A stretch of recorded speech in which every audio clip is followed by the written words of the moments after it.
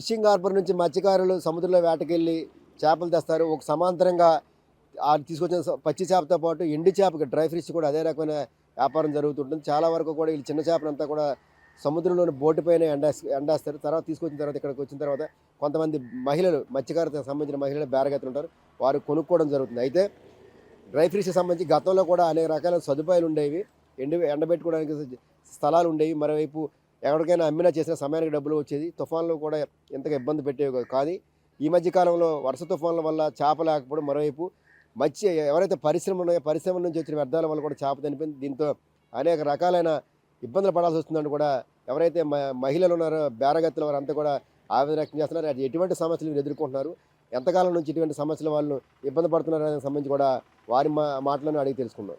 ఆ మధ్యన అంతా సావాళ్ళు ఉండేవి, ఈ మధ్యలో లేవు. ఆ మధ్యన 3000 అయితే ఇప్పుడు 9000 8000 అయిపోయింది. మార్కెట్ ఏం సరిలేదు, అనుభవం లేదు మార్కెట్ వల్ల.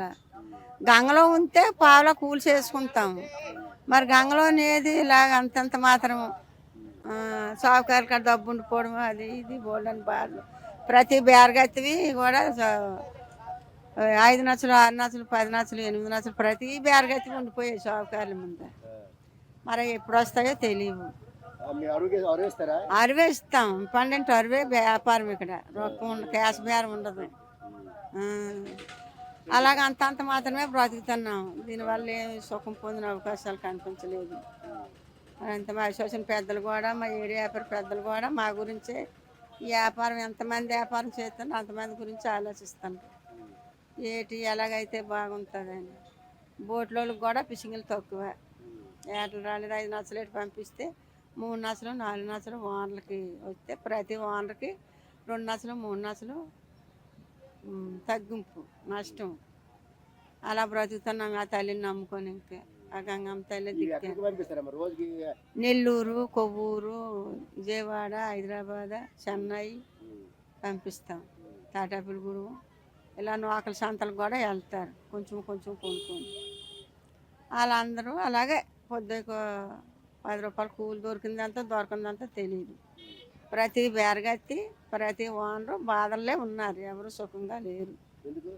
మరి ఫిషింగ్లు లేవు. ఫిషింగ్లు ఉంటే డ్రై ఫిష్ వస్తుంది. డ్రై ఫిష్ వస్తే బేరగత్తులు కష్టపడుకుని బ్రతుకుతారు. మరి వాళ్ళు తేపోతే కానీ వీళ్ళకి బేరగత్తులకు వెయిట్ ఉండదు ఇక్కడ. వాళ్ళు 10 బళ్ళు 5 బళ్ళు చేస్తే బేరగత్తులు కొనుక్కుంటారు. డ్రైవర్లు కళాశాలే బాబు 10,000కి 5,000కి ఇలా 50 తగ్గింపులో ఇవ్వండి అని మాట్లాడుకుంటాం. అలా బతుకుతుగా ఉన్నాం ఇక్కడ. ఇప్పుడు అప్పుడు 50 రూపాయలు ఉండేది, ఇప్పుడు 70 రూపాయలు అయింది కేజీ. అలాగే సావాళ్ళు ఇవి మామూలు దొందులు అవి అయితే 100కు ఉంది. అది 10,000 బండి కొంటున్నారు ఆ మిక్సింగ్. ఆ 10,000 బండి 10,000 100 కేజీలు వస్తే 10,000కి వస్తుంది. 100 కేజీలు రాకపోతే 10,000కి రాదు. అది ఎండబెట్టుకుంటే బొట్ట జోడి మన కానగట్టలు దిగాయి. జోడి 800కి 900కి వేసుకున్నారు. బాస్కెట్ 500 450కి వేసుకున్నారు. అవి వేసుకున్నారు కానీ ఎవరికి సుఖం లేదు, అందరికీ దండుగా తగిలింది. ఓనర్లు కూడా ఎందుకు ఇలాగ అయిందని వాళ్ళు బాధపడతారు బేడగత్తల గురించి. వారు వీళ్ళు వేసుకెళ్ళిపోనరు, మాకు డబ్బు ఇచ్చేస్తారని వాళ్ళ అనుభవం అందుకోరు, వాళ్ళు ఆలోచిస్తారు. వర్షాకాలం ఇలాగే మరి కవర్లు ఉంటాయి, కొనుక్కుంటాం. కవర్లు కప్పుకొని మా ఉన్న స్థానంలో వేసుకొని కవర్లు కప్పుకుంటాం. వర్షాకాలం తడిసిపోవడం ఉండదు, జాగ్రత్త చూసుకుంటాం. ఎంత జారు ఉండదు, ఇంత వెయిట్ ఉండదు. అప్పుడు తగ్గుతుంది, చాలా చాలా తగ్గుతుంది. అప్పుడు ఇప్పుడు వ్యాపారం సరుకు ఉండాలి కానీ వ్యాపారం నడుస్తుంది ఉండదు. అప్పుడు అంత గిట్టుబాటు లేదు. ప్రతి బేరగత్తి కూడా అంతంత మాత్రం. సింగిల్ లేక ఇప్పుడు మందుల వాటరు బ్యాటరీలు వాటర్ వెళ్ళిపోతుంది. బ్యాటరీల వల్ల వాటర్ వెళ్ళిపోవడం వల్ల సముద్రంలో ధన్య పుడతాయి ప్రతి చేప కూడా. ఆ చేప వల్ల ఏమవుతుందంటే ఆ బ్యాటరీ వాటర్ వల్ల చనిపోతుంది అన్నమాట. ఆ చనిపోవడం వల్ల ఆ చనిపోవడం వల్ల అయితే మరి చేప తగ్గిపోతుంది అన్నమాట. తగ్గిపోవడం వల్ల ఈ బోట్లు కూడా ఏం లేవు.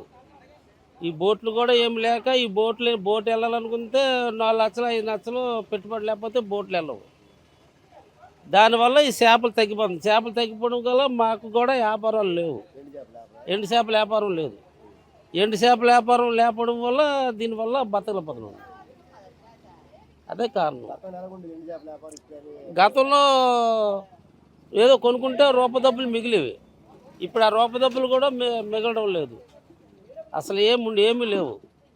అలా ఉంటే అలా అలవాటు అయిపోయింది కాబట్టి మరి చేయడం మాకు తప్పలేదు. ఇంకా ఆ పని తప్ప మరి ఇంకా రెండో పనికి మేము పనికిరాము, చేయలేందుకు. ఇది అలవాటు పడిపోయినాం కాబట్టి అందువల్ల మరి అందరికీ ప్రాబ్లంలే. తుఫాను వచ్చినప్పుడు అయితే వెండి చేపలు కూడా తడిసిపోతుంది. ఆ తడిసిపోతుంటే దానివల్ల పురుగు పెట్టడం చేయడం ఇలా జరిగితే ఆ పురుగు పెట్టిన చేపల్లో మళ్ళీ పారబోసేయడం వల్ల మాకేటి లేవు. ఉప్పు అన్నీ ఖర్చు అవుతాయి. ఖర్చు అయినా కూడా ఎవరు పట్టించుకునే వాళ్ళు ఎవరు లేరు. అది ఆ చేప అయితే ఎవరు కొనరు. అది జల్లెడమే. బయటకి ఇస్తున్నాము. ఇస్తే వచ్చినవి అలా బాకీలు పెట్టుకొని వచ్చి రావడము, రాకపోతే మళ్ళీ అప్పులు చేసుకోవడం మళ్ళీ చేపలు కొనడం. అది ఇవతల వడ్డీలు కట్టాలా, అవతల అప్పులు తీర్చాలా, మళ్ళీ అవతల డబ్బులు రావు. మరి రాకపోతే ఏదో రకం అక్కడ ఓడుకోవడం, బాబు నేను అనుకోని ఓడుకోవడము, మళ్ళీ అప్పులు తీర్చుకోవడము, మళ్ళీ అలాగేదో కానిపరకు మిగిలితే మళ్ళీ అప్పులు తీర్చుకోవడం. ఒక దిక్కులు కాదు, 4 దిక్కులు వెళ్తాయి.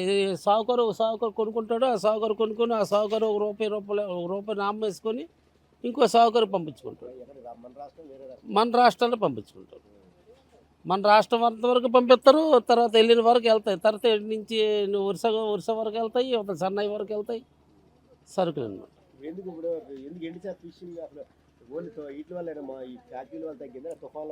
ఫ్యాక్టరీ వల్ల తగ్గిపోతుందండి. ఫ్యాక్టరీ వల్ల కల్తీ అయిపోతుంది. మందు నీరు వెళ్ళి కలిసిపోతుంది సముద్రం. ఈ సముద్రంలో కలిసిపోగల పుట్టుగల చచ్చిపోతుంది. పుట్టే చేప చనిపోతుంది. ఇంతవరకు మనం సముద్రం ఒడ్డును దొడ్డు కూర్చుంటే ఇలా గొయ్యి తవ్వితే వాళ్ళతో గొయ్యి తవ్వితే గొయ్యిలోను చేప కక్కులు ఆడిది అనమాట. అడ్డమైన అన్ని రకాలు. అలాంటిది ఇప్పుడు గొయ్యి తవ్వితే ఒక చేప కూడా కనిపించదు అక్కడ. అది జరిగిన తోరు. ఎండబెట్టుకునేందుకు ఇది తవ్వేశారు. ఈ గొట్టు తవ్వేశారు కాబట్టి ఈ గొట్టు వల్ల మాకు ప్రాబ్లంలు వచ్చాయి. ఈ గొట్టు తవ్వేసి ఈ గొట్టు ఉందని చెప్పి నేను ఒక నోటు సరుకు కొనివ్వండి, నోటు సరుకు ఎండేసేవాడిని. ఇప్పుడు ఎండైనందుకు నాకు తోవలేదు. తోవలేక మరి అప్పుడు అంత కొనుక్కుంటాను. ఇప్పుడు కొద్ది కొనుక్కుంటున్నాను. పోటోలు తవ్వింది ఈ గొట్టు ఇలాగా. ఈ పోటోలు తవ్వేసిన మూలని మాకు ఆ జాగం లేదు.